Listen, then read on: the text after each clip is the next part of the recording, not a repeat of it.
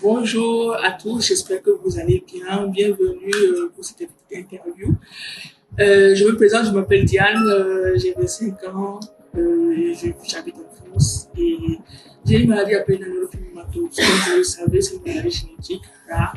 Elle n'est pas contagieuse, pour que vous le sachiez. Et aujourd'hui, je suis avec une invitée spéciale, une amie, une sœur, et que je vais vous présenter tout à l'heure, qui a également la même maladie que moi. Elle va partager son parcours, sa vie quotidienne avec la maladie, et ainsi de suite. Voilà. Bonjour. Bonjour, Comment tu vas? ça va bien toi? Ça va. Tu peux te présenter, s'il te plaît? Ok, je m'appelle Fatike Adjoke Makita Koumé, j'ai 22 ans maintenant. Ok. Est-ce que tu peux nous parler, tu peux nous dire un peu sur le parcours à la maladie? À l'europhénomatose, quand je l'ai De ce que appris, tu sais, de ce que explique. tout ce qu'on m'a expliqué pour la maladie au début, que c'était une maladie neurologique génétique rare et incurable. Tout ce les informations qu'on m'a données. Ok. Alors, et comment, on va dire, quand tu as découvert que c'était une maladie génétique, comment tu l'as appris, comment tu t'es senti?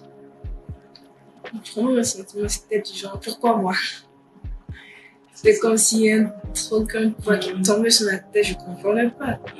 Mais d'un côté aussi, j'étais soulagée d'enfin mettre les mots sur les mots que j'ai depuis petite Oui. et que personne ne comprenait, ni les médecins, ni moi, ni mes parents. D'un certain côté, c'était un soulagement aussi de savoir en fait ce que j'ai. Ok. Et comment tu as réussi à. Est-ce que tu avais un complexe de la maladie ou disons que. Est-ce que tu étais quelqu'un de. Je vais dire, comment je vais expliquer ça? Tu as pu accepter jusqu'à la maladie. Donc Ça a été difficile pour ça toi. a été difficile. Ça a pris du temps et ça prend encore du temps pour accepter toutes les facettes de la maladie. Je le vis mieux que le début parce que j'ai grandi, j'ai mûri, mais c'est pas facile tous les jours.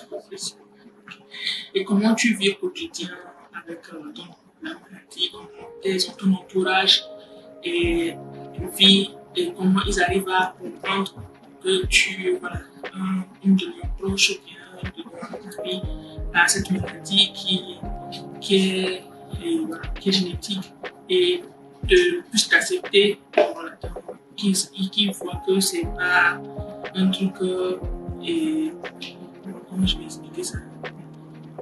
Ils arrivent à te comprendre. Dans mon entourage, déjà, il y a vraiment peu de personnes qui le savent. C'est juste les vraiment proches qui savent que j'ai une maladie telle, telle et qui me jugent pas en fait. Ils sont juste à m'encourager si je les trouve. Mais bon, tout ce qui est lié à la maladie, ils sont juste là pour m'encourager. Ils ne me jugent pas, ils me traitent normalement. Même s'ils savent que les effets de la maladie qui influencent sur mon comportement, ils sont là juste pour me soutenir. Et si tu avais, c'est que un projet pour combattre cette maladie, quel serait ton, ton projet, bien, les encouragements que tu pourrais donner à toutes ces personnes qui sont atteintes de la maladie?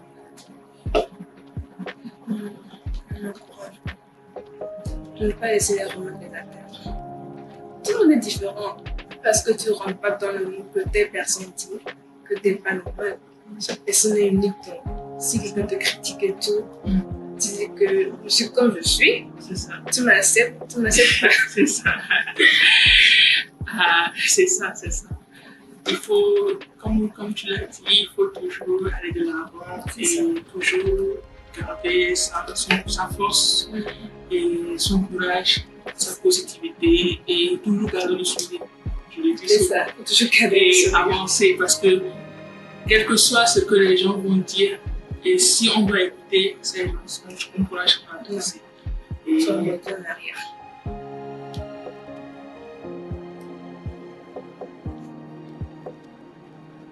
ok. Et Comment, j'ai une question, comment se présentent les symptômes chez Les symptômes, les premiers symptômes que j'ai eus, à part les neurofibromatoses, j'en ai eu deux.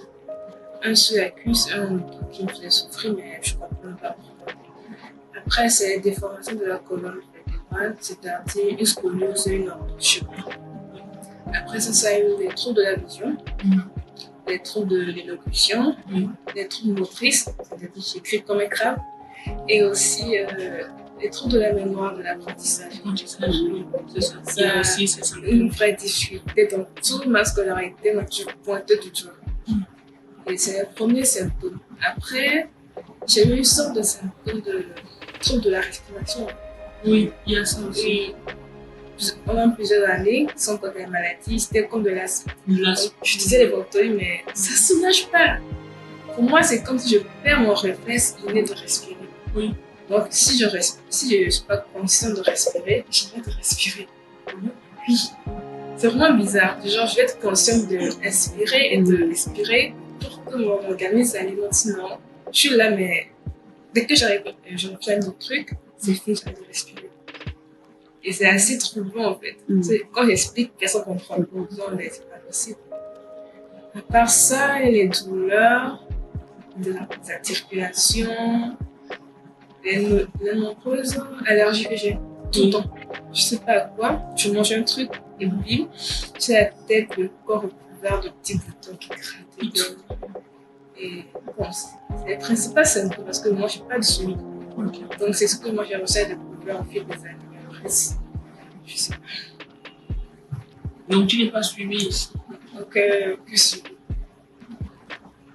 Mais comment tu arrives à gérer tes symptômes? Genre quand ça arrive, comment tu gères ça? Je laisse passer. Je prends les antidouleurs pour les douleurs et pour le reste, j'attends que ça passe. Parce que moi souvent, on me dit les symptômes, comme tu l'as dit tout à l'heure, les symptômes de l'apprentissage, troubles de l'apprentissage et troubles de la mémoire, exactement. La mémoire, les gens comprennent pas. Le trouble ou de l'élocution. Oui, c'est souvent moi j'ai tendance à bégayer. Moi aussi, c'est pas vraiment du bégaiement, mais j'arrive pas à prononcer certains mots parfois en fait. Je perds certaines lettres du mot, donc je dois prendre mon temps, respirer pour pouvoir prononcer les mots. Oui. Mais moi, ça m'arrive souvent de bégayer et souvent de pouvoir. C'est-à-dire que ces derniers temps, quand je suis arrivée, j'avais l'impression d'être. Et quand quelqu'un me parle, j'avais une absence. C'est-à-dire que je prenais du temps avant de répondre. Ou bien quand quelqu'un me parlait, il doit m'appeler, et bien je me sentais que t'étais ailleurs. Voilà, c'est comme si j'étais ailleurs. Et après le reste, ce sont des douleurs, comme toi, les douleurs au niveau des nerfs, les brûlures, les décharges. C'est parce que toi, tu as eu des décharges. Mais moi, c'est le truc que j'ai, c'est que j'ai des mouvements involontaires de mes bras, de mes pieds. Je vais expliquer, je suis là, je peux faire. Oui. Ça m'arrive aussi. Ça comme ça. Non, c'est pas que je fais exprès, je ne contrôle pas, mais c'est juste un de mes bras, de mes pieds qui poussent tout ça. Je suis là, je sautille, mais je dois me taper quelque part, sans faire exprès. Avant, à un moment donné, je faisais des petits bruits. C'était assez bizarre pour ceux qui étaient à côté de moi. Je suis là, on me pète le tout. Je comprends pas. Ça, c'est passé, c'est plus rarement, mais les mouvements involontaires, me taper, ou bien, je n'arrive pas à prendre un objet. Oui, ça, c'est bizarre. Quand je prends la bouteille, oui, je suis là et j'arrive pas. C'est ça.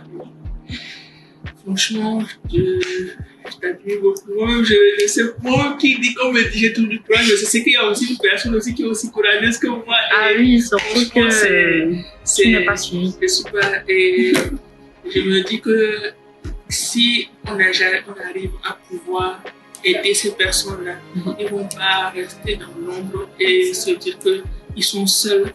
C'est ça aussi, il faut que les gens savent que si on t'aime, ils ne sont pas seuls. C'est ça, en fait, qui est aggrave ce vaincant. Si tu es là, tu dis que tu as les problèmes, tu as ça, et tu te sens seul, personne peut soutenir, mais tu connais personne qui vit la même chose, qui peut te comprendre. C'est vraiment dangereux, en fait. C'est ça. personne. Et ça, C'est qui m'est arrivé au fait de te connaître. T'es arrivé au bon moment de ma vie. Ça fait plaisir, ça fait plaisir. Comment on dit, les bonnes personnes arrivent au bon moment. C'est ça, t'es arrivé au bon moment. Les bonnes personnes arrivent au bon moment. Et qu'est-ce que je peux dire d'autre? En tout cas, franchement, moi-même, je ne sais même pas pour moi. Et tout ce que j'ai eu à vivre, je ne me dis pas qu'il y a des gens qui vivent pire que ça. Tu peux me dire, ton cas est comme ça, mais il y a pire que toi, et il y a mieux que toi. Donc, s'il te plaît, pas, tu avances. C'est ça. Et je sais qu'il y a des personnes aussi, et eux, c'est carrément le type 2, ils sont paralysés. Les gens qui ont la même maladie, mais ils sont paralysés. Type 2. Oui. Et ils sont paralysés d'une manière à un point qu'ils ne peuvent plus se lever. Je connais une petite fille, elle est ancienne au Cameroun, elle est le type 2. Et actuellement, elle ne peut plus aller à l'école parce qu'elle est totalement paralysée. Totalement. Parce que ça l'a pris, elle ne peut pas marcher, elle ne peut rien faire. Quand ça lui prend, je n'imagine même pas sa douleur en fait. Je n'imagine même pas pour moi. Je sais ce que c'est. Et bon, c'est un niveau assez bas comparé au sien. Donc, je me dis que cette petite fille, c'est une battante. Et même, il y a même des gens qui ont ça et ils sont atteints de cancer et font la chimio. Parce que moi, j'ai oublié que cette maladie, c'est des cancers en fait. C'est des tumeurs qui sont à la base bénignes, mais qui deviennent malignes.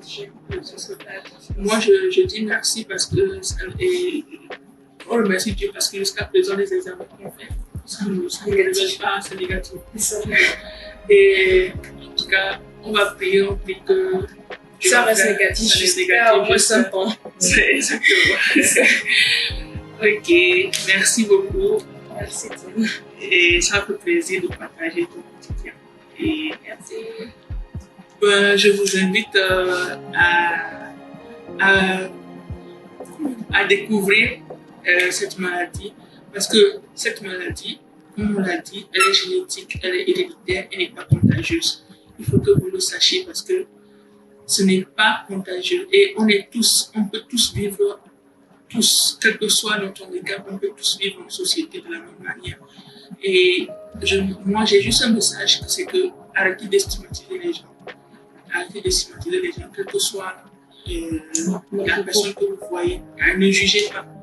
Allez, si vous voulez vraiment en savoir, approchez-vous de la personne et demandez qu'est-ce que vous avez, au lieu d'être là à pointer du regard et ensuite commencer à parler. Il faut savoir d'abord qu'est-ce que la personne a avant de pouvoir poser un jugement. Et tout ce qui, moi je dirais que tout ce qui a eu à critiquer, si vous saviez d'une seule seconde ce que l'on vit, vous n'aurez pas à le faire. On va supporter. Parce que on sait tous ce que l'on vit. On ne sait pas ce que l'on vit, mais vous-même, je sais sûrement que vous avez un truc que vous n'arrivez pas à supporter, c'est ce qui vous fait. Mais moi, je dirais qu'on doit tous vivre de la même manière en société. Merci.